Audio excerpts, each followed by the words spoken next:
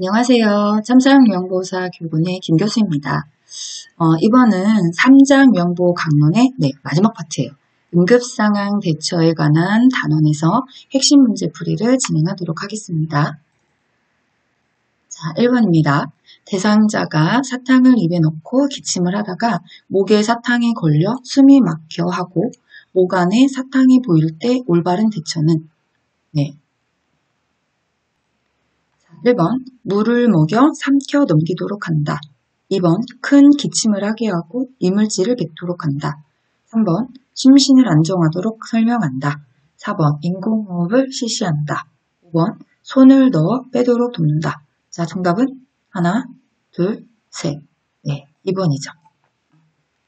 그럼 우리가 사탕을 입에 넣고 기침을 하다가 목에 사탕이 걸려 숨이 막혀 하고 목에 사탕이 보이고 이게 다 어떤 상황이에요? 질식이죠, 질식. 그래서 지금 질식인 상황에서 대처법을 고르세요라고 하는 거예요. 자, 그럼 우리가 질식일 때 가장 먼저 해야 되는 대처법은 이거잖아요. 그게 2번이에요. 큰 기침을 해서 일단 이물질을 뱉어내도록 해라. 안 나오는데요. 여기 보인다라고 해서 내가 손을 넣어서 빼도록 해서 뺄 것 같지만 아니요, 빠지지 않아요. 더 밀려 들어가면 큰일 나는 거죠. 그래서 큰 기침을 하기 위해서 이물질을 뱉어내도록 하고 기침을 했는데도 안 나와요. 그럼 이제 하임리히법에 들어가시는 거예요. 그렇죠? 하임리히법. 그게 질식의 대처법이에요. 자, 그러면 하임리히는 다음 장면에서 볼게요. 이거죠. 자, 우리가 질식일 때 이물질이 보여요. 아까 그렇죠. 사탕이 걸려 막히고 사탕이 막 보인다고 그랬잖아요. 그래서 제일 먼저 뭐라고 하냐면 큰 기침을 해서 이물질을 뱉어내도록 합니다. 손을 넣어서 빼려고 하거나 구토를 유발시키려고 하면 안 됩니다. 더 밀려 들어갈 수 있다고 했어요. 그 다음에 기침을 해도 안 나오는데요. 그럼 바로 들어가시는 거죠. 하임리히법. 이게 그림에 있듯이 우리가 본특강 강의에서 하셨죠.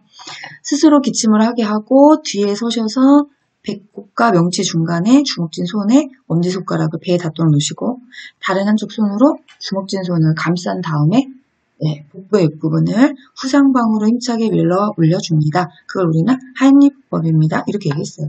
그래서 질식의 상황의 대처법에 대해서 묻는 문제였어요. 자, 2번 가겠습니다. 2번입니다. 다음 중 경련 시 대처의 요령 방법으로 잘못된 것은 1번 경련은 1, 2분 후면 끝나므로 꽉 붙잡거나 억지로 멈추게 하지 않는다. 2번 담요를 덮어 체온을 유지하게 한다. 3번 대상자의 머리 아래에 부드러운 것을 대준다. 4번 주변에 위험한 물건을 치운다. 5번 침이나 거품 등으로 숨을 쉴 수 없을 경우에 얼굴을 옆으로 돌려 기도를 유지한다. 정답은 하나, 둘, 셋. 2번이죠. 뭘 골라야 돼요? 잘못된 것은 이렇게 물었으니까 1번 경련은 1, 2분 후면 끝나므로 맞아요. 꽉 붙잡거나 억지로 멈추게 하지 않는다. 내가 경련할 때 붙잡거나 멈추게 하려고 해도 멈춰지지 않아요. 왜냐하면 내 세포가 일시적으로 정지된 상태이기 때문에 그 정지된 상태가 다시 플레이가 돼서 정상복구로 될 때까지는 뭔가 외부적인 힘으로 이 움직이는 경련이 떨리면 멈추게 할 수 없어요. 그 다음 3번에 머리 아래에 부드러운 것을 내줘라. 맞죠? 왜냐하면 경련은 대발작은 대경련은 서서 할 수 있는 사람이 없어요. 전부 다 의식을 잃은 상태에서 누워서 엎드려서 넘어져서 하실 거니까 혹시나 그렇게 하시다가 주변에 이제 상처가 생긴다든지 또 이런 것도 우리가 문제가 될 수 있어서 부드러운 것들을 대조라고 하는 거고 4번도 이어지죠. 주변에 위험한 물건 씌워주세요. 위험한 물건에 손이 떨리면서 온발을 막 흔들면서 물건이 위험한 게 닿는 경우에는 다 상처로 넘어갈 수 있기 때문에 또 5번 되게 중요하죠. 기도를 유지하세요. 침이나 거품이 나와요. 경련을 하다 보면 왜? 내가 일시정지가 된 상태라 침을 삼킬 수도 없거든요. 그러면 그 부분들이 만약에 그대로 내비뒀다. 고개를 똑바로 그대로 누운 상태에 내비뒀다. 그럼 이제 이게 다 어디로 가요? 그대로 다 기도로 넘어가서 그 기도로 넘어가는 걸로 인해서 질식이 된다든지 또는 꼴딱꼴딱 넘어가서 삼켰다. 흡인성 폐렴으로 넘어가는 경우가 있죠. 그래서 고개를 반드시 옆으로 돌려서 침이나 이런 것들 이물질을 입 밖으로 다 새어나갈 수 있게끔. 그래서 우리가 정답은 2번으로 보는 거죠. 자, 우리가 응급 상황의 이 경련의 상황들을 조금 더 돕는 방법을 보도록 할까요? 2번 문제에서 보셨겠지만 그거 외에도 또 다른 것도 있으니까 그래서 돕는 방법에 네, 내용을 좀 첨부해서 보자면 아까 나왔던 부분이네요. 머리 아래에 부드러운 것을 대주고 위험한 물건을 치워주세요. 자, 그 다음에 격리현 시에는 호흡곤란이 나타나요. 그래서 몸에 깎이는 호흡과 단추나 넥대는 풀어주시고 편하게 호흡을 하게 해주세요. 그 다음에 좀 전에 또 나왔던 내용이죠. 구토동으로 숨을 쉴 수 없어요. 얼굴을 옆으로 돌리거나 돌려눕혀서 기도를 유지해주세요. 입에 이물질을 넣으시면 안 됩니다. 또 억지로 멈추게 하거나 꽉 붙잡지 마세요. 네, 내가 붙잡는다고 멈추는 게 아니라고 했죠. 그 다음에 실현이 없던 대상자가 격리를 일으켰거나 또는 5분 이상 지속이 된다면 119에 신고하시고 시설장에게 보고해주세요. 네, 자, 다음 문제 가겠습니다. 3번입니다. 화상 수준과 응급처치의 방법으로 옳은 것은 1번 반지, 팔찌, 귀고리와 같은 장신구는 최대한 빨리 제거한다. 2번 손상 부위를 만지지 말고 물집은 바로 터트린 후 소독한다. 3번 화상이 어느 정도 심한지 모르는 경우에는 진료를 받을 필요가 없다. 4번 밀폐된 화재 현장에서 주로 발생한 손상은 열손상이라고 한다. 5번 흐르는 수돗물에 환부를 직접 대면서 씻어낸다. 자, 정답은요? 하나, 둘, 셋. 네, 1번이죠. 자, 옳은 것이라고 했으니 1번은 맞아요. 나머지는 다 틀고요. 네, 그럼 2번 왜 틀렸냐 이거죠. 손상의 부위를 만지지 말고 여기까지 맞아요. 근데 문제는 뭐냐면 물집을 터트려버렸어요. 물집은 터트리지 않는 것이 좋습니다. 네, 우리가 화상을 입고 물집을 바로 터뜨리면 어쨌든 화상이라는 것 자체가 이도 화상이 되면 물집이 잡히죠. 물집이 잡혔다는 얘기는 안에 체액이 고였다는 거예요. 근데 그 상태에서 물집을 터뜨려버리면 아직 내 속에 상처난 부분에 겉에 거피에 표피에 새살이 올라오지 않았는데 네, 그 안에 안에 통증이 더 심할 테고 또 그거가 예를 들어 터졌어요. 그러면 균 감염이 굉장히 많이 돼요. 그래서 물집은 터뜨리지 않고 자연적으로 흡수되게 놓는 것이 좋습니다. 이렇게 하는 거고요. 필요하면 의사가 뭐예요? 또 소독집 기류를 가지고. 그 다음 3번에 화상이 어느 정도 심한지 모르는 경우에는 진료를 받을 필요가 없다가 아니라 진료를 받으셔야죠. 무조건. 밀폐된 화재 현장에서 주로 발생한 손상은 열손상이 아니라 흡입손상. 네, 흡입. 우리가 유해가스를 목으로 막 이렇게 들여 마셔가지고 나타내는 그 증상. 그 다음에 흐르는 수돗물에 환부를 직접 대면서 씻어낸다. 직접 대면 화상 입은 부위가 피부가 벗겨질 수 있다는 거죠. 그래서 직접 되지 않습니다. 라고 하는 거죠. 담가주세요. 이렇게 얘기를 해요. 네, 응급상의 화상. 네, 지금 이제 여기죠. 아까 나왔던 내용 말고도 또 있으니까 또 한번 같이 볼게요. 통증이 없어질 때까지 15분 이상 찬물에 담가라. 네, 담그라고 있어요. 담가라. 15분 이상 어디다가요? 무조건 찬물에다가 담가주세요. 네. 흐르는 수돗물을 환부에 직접 대면 아까 나왔죠? 물의 압력으로 해서 화상이면 피부가 벗겨질 수 있으니까 되도록이면 담가주세요. 화기 제거를 해달라는 거죠. 그 다음 화상 부위를 깨끗한 물수건으로 감싸서 세균의 감염을 예방합니다. 벗기기 힘든 의복은 벗기지 말고 어떡하세요? 잘라내세요. 벗기면서 피부가 다시 벗어질 수 있어요. 반지나 팔찌나 귀고리와 같은 장신구는 최대한 어떻게 해라? 빨리 벗겨라. 빨리 안 벗기면 부종의 증세가 발생할 수 있는 거죠. 손상 부위를 만지지 말고 어떤 물집도 어떡하라고요? 터트리지 않는다. 이 내용으로 화상에 도는 방법을 다시 한번 기억하도록 할게요. 4번입니다. 보행 시에 넘어서 일어나지 못한 경우 가장 우선적으로 해야 할 응급처치는 1번 안전한 장소로 옮겨 놓는다.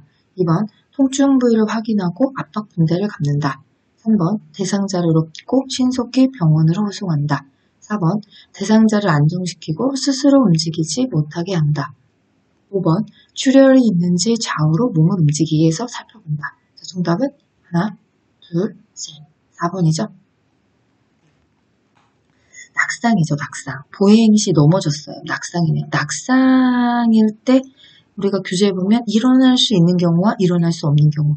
일단 일어날 수 없는 경우를 물어봤으니까 일어날 수 없다. 그럼 어느 정도 보행 시 넘어져서 골절을 의심할 수 있는 부분이에요. 골절.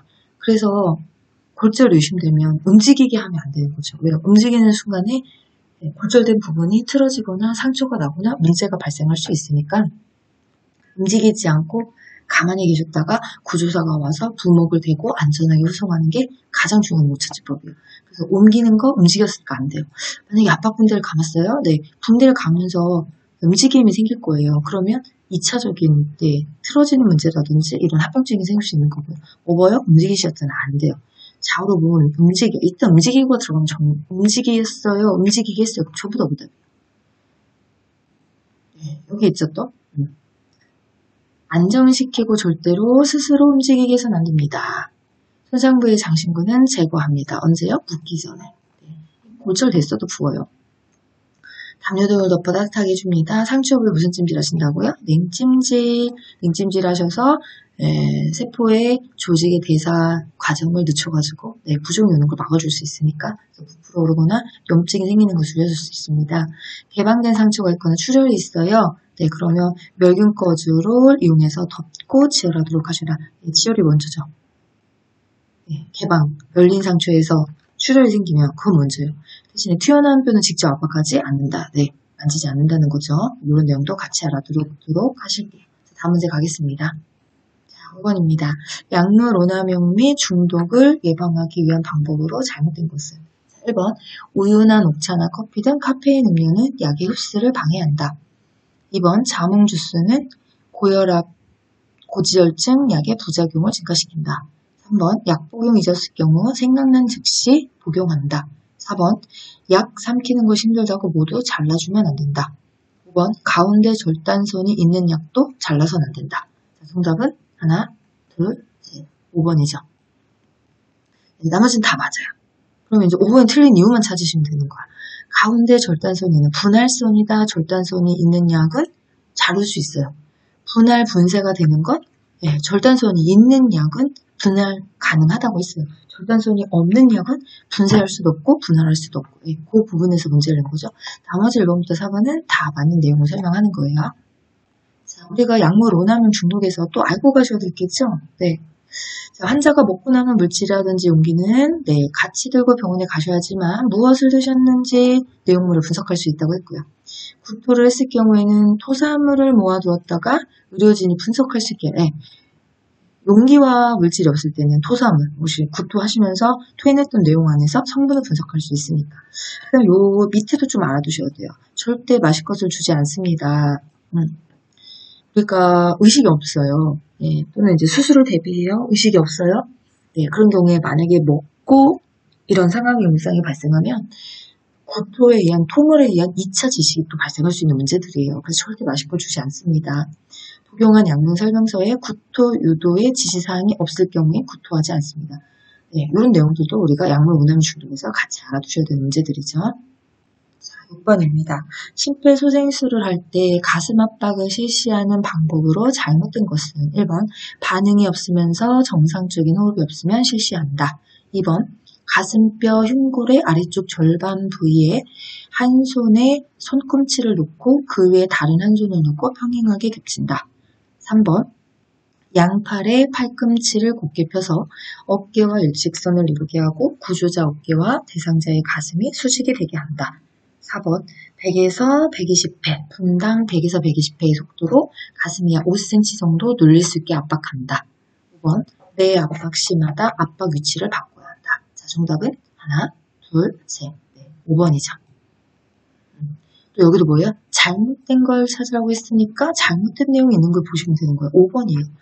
압박 시마다 압박 위치는 바꾸지 않습니다. 압박했을 때 위치 선정은 2번에서 하셨죠.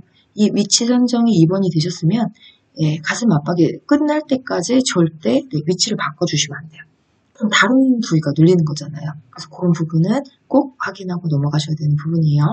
자, 우리 가슴 압박 부분 다시 복습할까요?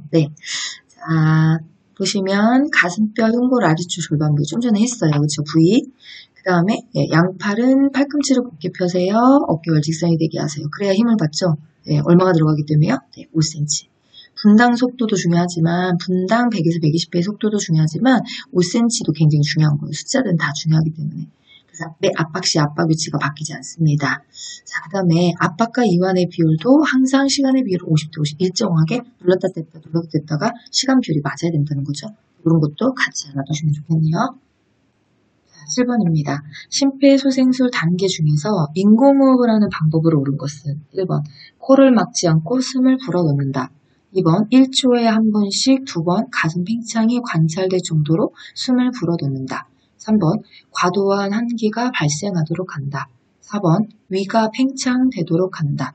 5번 첫 번째 인공호흡 시 가슴이 상승되지 않는다면 인공호흡을 중단한다. 자, 정답은 하나, 둘, 셋. 네, 2번이죠. 자, 인공호흡을 하신대요. 코를 막지 않고 숨을 불어 넣으면 입으로 불었으니까, 그죠? 네, 코로 다 빠질 거예요. 그래서 코를 막고 하셔야 되죠. 이거 잘못된 거고요. 과도한 한기가 발생하도록 한다. 과도한 한기 되시면 안 돼요. 그래서 이게 과도한 한기인 건지 아닌 거는 뭘로 하는 거냐? 여기 있잖아요. 가슴의 팽창이 관찰될 정도로만. 네, 근데 가슴의 팽창이 관찰될 정도로만 하셔야 되는데 너무 과한 한기를 불어넣었어요. 네, 그럼 어디로 가냐? 여기로 가겠죠. 위가 팽창돼요. 위가 팽창되면 안 돼요. 네, 우리가 폐에다가 산소 공급이 전달될 수 있게 불어주는 게 인공호흡이라서 과도한 한기를 하게 되면 왜 위에까지 공기가 들어간다는 거죠. 그럼 이제 너무 많이 들어간 경우에는 네, 토할 수 있어요. 그러면 이제 토물이 막 올라올 수도 있고 이런 부분들이 있기 때문에 과도한 한기가 되지 않게 합니다. 5번에 첫 번째 인공호흡이 가슴이 상승되지 않는다면 인공호흡을 중단하는 게 아니라 첫 번째 인공호흡을 했는데 가슴이 상승되지 않았어요. 네, 그럼 문제를 찾아야 되는 거죠. 네, 어떤 문제일까요? 기도 유지. 기도 유지가 된 상태에서 인공호흡을 실시했을 때 성공률이 높아요. 내가 인공호흡을 했는데 가슴이 올라오지 않았다. 뭐를 확인하셔야 되냐면 중단하시는 게 아니라 기도 유지가 잘 되어 있는지를 다시 한번 확인해달라는 얘기예요. 네, 기도 유지가 되어 있지 않다면 인공호흡을 실패할 확률이 높다는 거죠. 이를 꼭 다시 한번 확인하시고 시행합니다. 이렇게 봐주시면 되겠죠. 네, 이게 이제 기도 유지와 인공호흡에 대한 내용이에요. 그래서 심폐소생술의 단계가 가슴 압박을 하시고 기도 유지를 하시고, 그쵸? 얘가 기도 유지가 2번, 그 다음에 인공호흡에 들어가시잖아요. 그래서 기도 유지가 잘 되면 인공호흡으로 성공할 수 있는 거고, 기도 유지가 잘 안 되면 인공호흡이 실패하는 거예요. 그래서 기도 유지에서, 기도 유지 방법들이 여기 써있죠.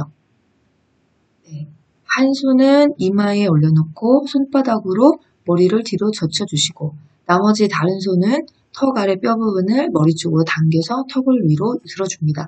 이 상태에서 인공호흡이 들어가셔야 성공할 확률이 높습니다. 네, 우리가 인공호흡에서 또 하나 기억하셔야 될 건 1초에 한 번씩 몇 번 불어준다고요? 2번. 그래서 가슴 압박과 인공호흡의 비율이 몇 대면? 그렇죠. 30대 2의 비율이 되실 수 있게. 이것도 같이 기억해 두시는 게 좋겠네요. 8번입니다. 자동심장 충격기의 일반적 4단계에 해당하지 않는 것은 1번 전원을 켠다, 2번 패드를 붙인다, 3번 심장 리듬을 분석한다, 4번 모두 물러나고 제세동을 시행한다, 5번 기도 유지를 한다. 정답은 하나, 둘, 셋, 5번이죠. 자동심장 충격기에 기도유지는 안 나와요. 기도유지는 심폐소생술 방법이고 자동심장 충격기의 4단계는 이미 다 있어요. 이렇게 1, 2, 3, 4. 근데 이제 요거만 보시는 게 아니라 순서도 있죠. 순서 그대로 가시면 돼요. 전원을 켠다 1번, 패드를 붙인다 2번, 그 다음에 심장 리듬을 분석한다 3번, 제세동을 시행한다 4번. 4단계를 순서대로 나열하세요 라고 하는 문제도 많이 나와요. 그러니까 요 순서대로 4단계가 진행이 되는구나. 그것도 같이 알아두시면 좋겠네요. 자, 9번입니다. 자동심장 충격기 사용에 대한 설명으로 잘못된 것은 1번 반응과 정상적인 호흡이 없는 심정지 대상자에게만 사용한다. 2번 심폐소생술 시행 중 자동심장 충격기가 도착하면 지체 없이 적용한다. 3번 오른쪽 패드는 오른쪽 빗장뼈 밑에 부착한다. 4번 왼쪽 패드는 왼쪽 중간 겨드랑이 손에 부착한다. 5번 충전은 수초 이상 소요되므로 그동안 가슴 압박 시행을 멈춘다. 정답은 하나, 둘, 셋. 5번이죠. 네, 뭘 찾아요? 또 잘못된 거. 잘못된 걸 찾으라고 했으니까 5번이에요. 네, 1번부터 4번까지는 다 맞아요. 자, 그러면 5번은 무엇이 잘못된 거냐? 충전은 수초 이상 소요가 되므로 그동안 가슴 압박의 시행을 멈춘다가 아니라 어떻게 하셔야 돼요? 시행한다. 이렇게 하죠. 시행한다. 수초가 걸리니까 우리가 30대 2를 5주기 5사이클 하는 동안에 2분밖에 안 걸려요. 그럼 2분 동안 5, 30, 150번 눌러준다는 거거든요. 그럼 수초 이상 시간이 걸리면 그 사이에 속도가 분당 100에서 120회니까 1초에 한 번씩보다도 더 빨리 하셔야 되잖아요. 그러면 수초 이상의 소요가 되면 그 시간 동안에 누를 수 없으면 이 시간을 낭비가 되는 거예요. 그래서 충전하는 동안에는 가슴 압박을 시행한다. 이렇게 해서 정답인 거죠. 네, 요 내용도 네, 네, 뒤에 영상 장면에서 다시 한번 확인할게요. 네, 여기죠. 자, 자동심장 충격기는 1번 전원을 켭니다. 이거잖아요. 네, 누구한테만 쓴다고요? 제가 늘 강조했어요. 심정지 대상자에게만 쓴다고요. 의식이 없는 사람. O, X? X죠? 네, 폰강의에서 설명하잖아요. 의식이 없다고 심정지가 됐다 안 됐다 판단할 수 없다는 거예요. 그래서 딱 철저하게 심정지 대상자에게만 사용하는 거고요. 자, 그 다음에 이 패드 부착 부위도 설명이 시험에 잘 돼요. 그래서 글씨로 내면 오른쪽 패드는 오른쪽 빗장뼈 밑에, 왼쪽 패드는 왼쪽 중간 겨드랑이 선이라고 날 테고, 그림으로 내면 이 그림이 시험 문제에 잘 사용되실 거예요. 그래서 오른쪽 패드는 오른쪽 빗장뼈, 왼쪽 패드는 왼쪽 겨드랑이 선 중간. 이 그림의 위치가 바뀌지 않게 기억하시고요. 자, 세 번째가 심장리듬 분석이었죠. 자, 패드를 붙이고 나면 얘가 이제 음성으로 언어를 메시지를 보내요. 뭐라고요? 분석 중입니다. 라고 보냈잖아요. 분석 중입니다. 자, 분석 중입니다. 라는 메시지를 띄워주면 음성 지시가 나오면 네, 어떡하시라고요? 일단 멈추고 손을 떼셔라. 네, 이유는요. 분석을 해야 되니까 손을 떼줘야 돼요. 그렇죠? 네. 분석을 해야 되는데 손을 대고 있으면 분석을 할 수가 없잖아요. 그래서 분석 중일 때는 손을 떼주세요라고 했고요. 그 다음에 분석이 끝나면 제세동이 필요합니다 라는 메시지와 함께 얘가 이제 뭐에 들어가요? 에너지 충전을 시작합니다. 그럼 에너지 충전을 시작하니까 충전은 수초 이상 소요가 되기 때문에 그때는 어떡하셔라? 가슴 압박을 시행하셔라. 가슴 압박이 수초 이상 걸리니까. 자, 그렇게 하고 나면 네, 충전이 다 되면 깜빡해요. 제세동 버튼을 눌러달라고. 자, 그럼 이제 네, 물러나세요 하시고 쇼크 버튼 눌러주시면 되는 거죠. 이렇게 제세동은 자동심장 충격기는 사용하시면 됩니다. 자, 이 응급상황 대처는 이렇게 9번까지 문제로 네, 마무리를 하도록 할게요. 네, 이번 강의도 공부하시냐고 수고하셨습니다. 다음 강의에서 뵙도록 하겠습니다. 자, 선생님도 이제 핵심 문제 단어는 다 마무리가 된 거예요. 네, 저는 다음에 네, 기획된 다른 문제를 가지고 선생님들 만나 뵙도록 하겠습니다. 네, 수고하셨습니다.